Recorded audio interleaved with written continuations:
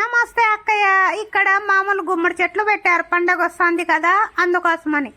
ఆ పొలం పక్కనే మా సేను ఉన్నది, మా కంది సేను పంట ఉన్నది చూడండి. ఇది పప్పులో వేళ్ళు కంది పంట వేసాం. మా మామయ్య అయితే తిడుతున్నారమ్మ, నేను తెలవంజాలేదా మందు కొట్టినా పోవద్దురా అన్నాడు.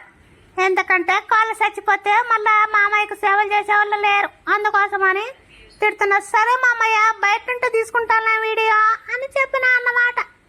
ఇక్కడ మా అత్తయ్య గారు చనిపోయారు, మా మామిడి తోటలోని వేసుకున్నాం అన్నమాట. ఇట్లనే వస్తే రాగానే మా మామయ్య ఈ మంచం మీద కూర్చొని అన్ని కబుర్లన్నీ చెప్తాడు. మా అత్తయ్య గారికి మాట్లాడుకుంటూ ఉంటారు. ఇది మా దావ బోరకాటికి పోయేకి.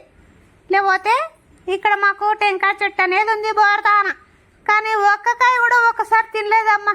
అందరూ బిక్కిపోతారు, ఏం చేస్తాం. ఇక్కడ తొట్టి, బోరు తొట్టి, కానీ కరెంటు పోయిందని నీళ్లు లేవు. ఇట్లనే చూడండి, ఈడ బోర్ దగ్గర 4-5 నిమ్మ చెట్లు ఉన్నాయి, ఒక్క నిమ్మకాయ కూడా ఉన్నది. అదేమప్ప అంటే ఊర్లో వాళ్ళు పీకపోతారమ్మా, వాళ్ళ కోసమే ఇవన్నీ పెట్టిండేది అంటాడు. జోక్ వేస్తాడు మామయ్య.